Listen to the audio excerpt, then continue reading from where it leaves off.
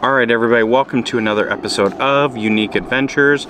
We are out here. We have got our hands on a Starlink Mini here.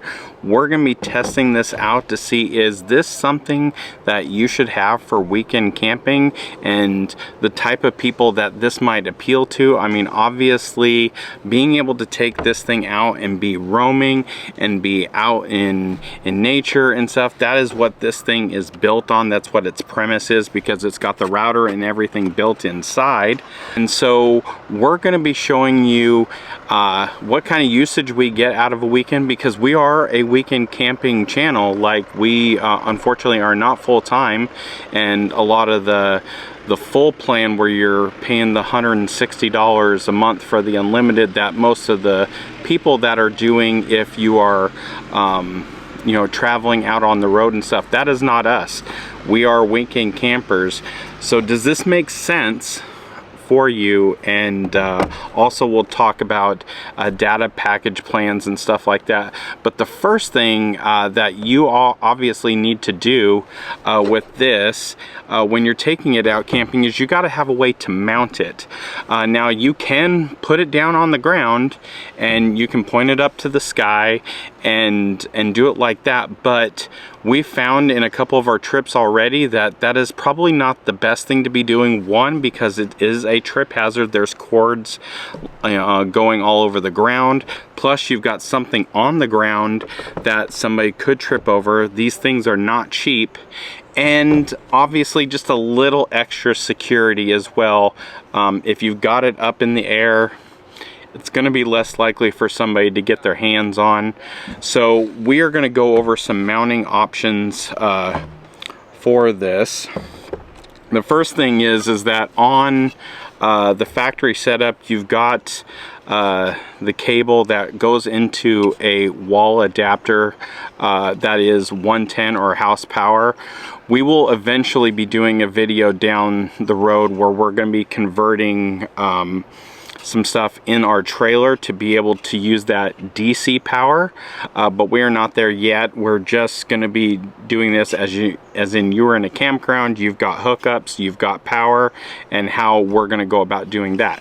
So the first thing, obviously you've got the dish.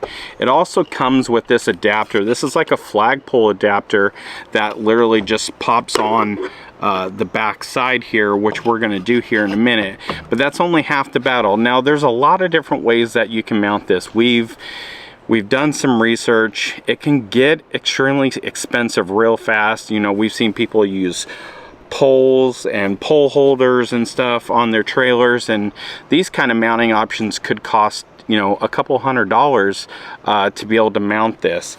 So what we've decided to do, just for if you're in the campground and you're not you're hooked up to power and you don't have those issues, we've got a couple of products here that were fairly inexpensive that hopefully will get the job done for us. We're going to let you know. So the first thing we've got, obviously for the power connection, if you're needing a long run of wire, we brought a extension cord out, and so we wanted to have a box that's sealed that we can put the connection in. So if the weather isn't good, you don't want that adapter just sitting out. And so what we've got is this, you know, case that is waterproof. It's not terribly big. I think this one is 10 by 7, and so it's got these little grommet sections here where you can put your electrical connections in there, and then it seals around that, so you've got a good tight watertight connection to where whatever's inside is not going to get wet. So that's what we will do. We're going to put our cord in here and keep it nestled with the extension cord, and then kick out to the trailer at that point. So if you're hooked up in a campground, this is just a box just to keep everything nice and dry and weather tight. So that's half the battle. The other thing that we're going to be trying out, like I said, is obviously you've got to get it up off the ground. Now you can use a tripod, which still puts it on the ground, and you can possibly trip over that, and you still possibly could have the obstruction of your trailer, you know, messing up your signal and stuff. So what we've decided to do, since we've got a ladder on the back of our trailer, we decided to try this. This is UBZ's Starlink Mini mount system, and so what it comes with is this little adapter. So it slides in like so, and then you've got the 1/4-20 thread on the end of it. Now you could put this directly onto a tripod if you want, but what we are going to do, we found this UBZ clamp system, and so what it's going to do is it's going to clamp right to our ladder on the side of our trailer. We're going to put it up way high, and then it's got the 1/4-20 thread right on the top of it there. So this will literally spin right into this and then mount directly on the trailer. Now, like we were saying, a couple $100 for like the pole mounty kind of stuff that you can put on the ground.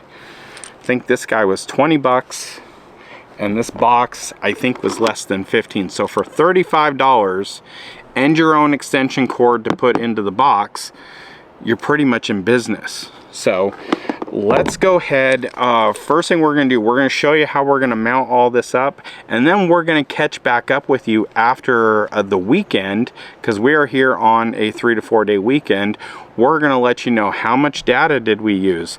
Did everything work out as needed? Some things to look out for when you're looking at getting a plan if you are a weekend traveler, because that's what we're catering to here. We're weekend travelers. We want to help out those people as well. Obviously, if you're full timing out on the road, the unlimited plan is probably for you. You don't have any restrictions. But for some of us weekend campers that don't need a lot of data, that may not necessarily be the way to go. So let's go ahead, and we're going to get up towards the roof and get this thing prepped, and then get up towards the roof and mount it up.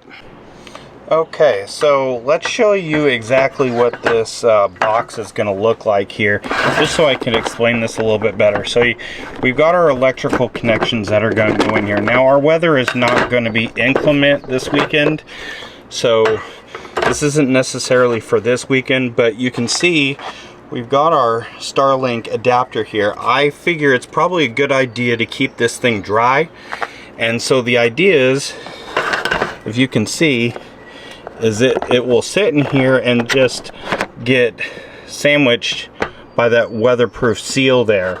Now on the other side, what we're going to do is we're going to bring our electrical cord or our extension cord and funnel that through, and when we've connected these guys up, you know, get it in there a little bit, and essentially now you've got something that's sealed completely on the inside. So we're going to put the box back on, or put the top back on the box, seal it up, and there you go. And so now we've got more of a weather tight connection here, and then also here. So now we've got a sealed box, and we don't have to worry about the connection to the Starlink getting wet. So we're gonna go put this under the trailer, and then we will meet you on top of the trailer to mount everything up. Okay, so now that we got the box straightened out, we got our Starlink Mini here, and so what we're going to do first is we got to get ready to put this adapter in. This is real easy to just squeeze through here. This guy pops right out, and then this guy just slides right in. Now before you do that, the first thing you are going to want to do is make sure that you funnel through your cable and hook it up, and then come back behind, and you hear that click, it actually locks right into the bottom here, so this thing is not going to come out.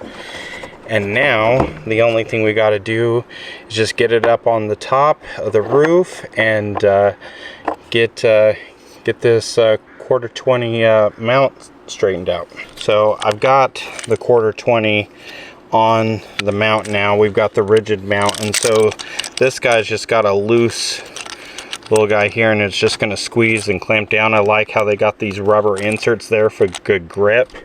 And then you've got a ram arm here that you can articulate in any direction when we get it up on the roof to see exactly how we need to proceed with getting our right angle. Get it into the hole. And we're just going to screw it in. It's got a hole right on the end of the adapter that'll lock it in.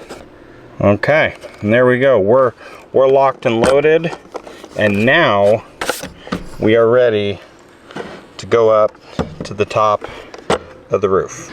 All right, friends. So now you're gonna see here, we got our ladder, we got the mount.